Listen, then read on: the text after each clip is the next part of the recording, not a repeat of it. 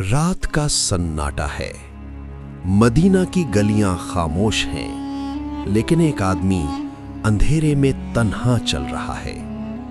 نہ اس کے ساتھ کوئی محافظ ہے، نہ شاہی لباس، نہ اعلان، نہ پہچان، بس ایک دل جو امت کے بوجھ سے لرز رہا ہے۔ سوچنے کی بات یہ ہے، اگر ایک حکمران خود بھوکے بچوں کے سامنے جواب دہ محسوس کرے تو اس کی حکومت کیسی ہوگی؟ یہ کہانی ہے عدل کی، خوف خدا کی، اور ایک ایسے خلیفہ کی جس کا نام تاریخ نے سنہری حروف میں لکھا، حضرت عمر بن خطاب رضی اللہ عنہ۔ اسلامی تاریخ میں کچھ شخصیات ایسی ہیں جن کا ذکر صرف ماضی نہیں بلکہ آج بھی زندہ ضمیر کو جھنجھوڑ دیتا ہے۔ حضرت عمر بن خطاب رضی اللہ عنہ اسلام کے دوسرے خلیفہ، نبی کریم صلی اللہ علیہ وسلم کے قریبی ساتھی اور عدل و انصاف کی ایسی مثال جس کی نظیر تاریخ میں کم ملتی ہے۔ ان کی خلافت صرف فتوحات کا دور نہیں تھی بلکہ عدل، احتساب، مساوات اور خوف خدا کا عہد تھی۔ آج ہم جانیں گے ان کی خلافت کے وہ واقعات جنہوں نے انصاف کو حکومت کی بنیاد بنا دیا۔ خلافت کا بوجھ۔ نبی کریم صلی اللہ علیہ وسلم کی وفات کے بعد امت ایک عظیم آزمائش سے گزری۔ حضرت ابو بکر صدیق رضی اللہ عنہ کے وصال کے بعد جب خلافت کا بوجھ حضرت عمر رضی اللہ عنہ کے کندھوں پر آیا تو وہ خوش نہیں ہوئے۔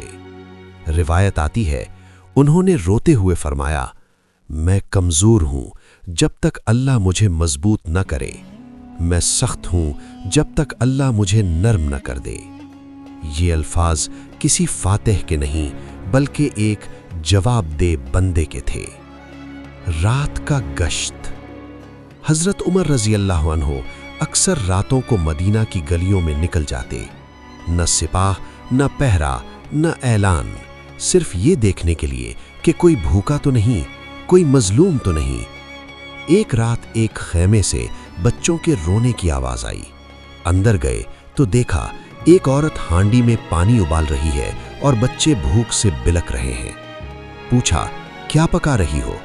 کہنے لگی، بس بچوں کو بہلا رہی ہوں، اللہ عمر سے پوچھے گا کہ اس کی رعایا بھوکی کیوں ہے۔ حضرت عمر رضی اللہ عنہ کانپ گئے۔ خلیفہ کی کمر پر آٹا۔ وہ فوراً بیت المال گئے، آٹا، گھی اور کھجور اٹھائی۔ ساتھی نے کہا، اے امیر المؤمنین، میں اٹھا لیتا ہوں۔ حضرت عمر رضی اللہ عنہ بولے، قیامت کے دن میرا بوجھ تم اٹھاؤ گے۔ انہوں نے خود سامان اٹھایا، خود آگ جلائی، خود کھانا پکایا، بچوں کو کھلایا اور تب تک نہ گئے جب تک بچے ہنس نہ دیے۔ یہ خلافت تھی، یہ انصاف تھا۔ خوف خدا۔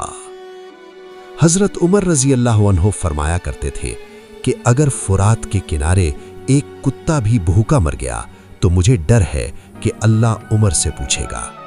یہ جملہ کسی شاعر کا نہیں، کسی فلسفی کا نہیں، یہ ایک خلیفہ کا خوف تھا۔ وہ راتوں کو جاگتے، نماز میں روتے اور کہتے کہ کاش عمر پیدا ہی نہ ہوتا اگر وہ انصاف نہ کر سکا۔ یہ تھا عدل کا عروج اور ایمان کی انتہا۔ حضرت عمر بن خطاب رضی اللہ عنہ کی خلافت ہمیں یہ سبق دیتی ہے کہ حکومت طاقت سے نہیں، عدل سے چلتی ہے۔ قیادت حکم دینے کا نام نہیں، ذمہ داری اٹھانے کا نام ہے۔ اور سب سے بڑی بات، اللہ کا خوف اگر دل میں ہو تو انصاف خود بخود پیدا ہو جاتا ہے۔ آج کے دور میں جب ظلم عام ہے، جب طاقت قانون بن چکی ہے، حضرت عمر رضی اللہ عنہ کی زندگی ہمیں یاد دلاتی ہے، انصاف ممکن ہے اگر نیت خالص ہو۔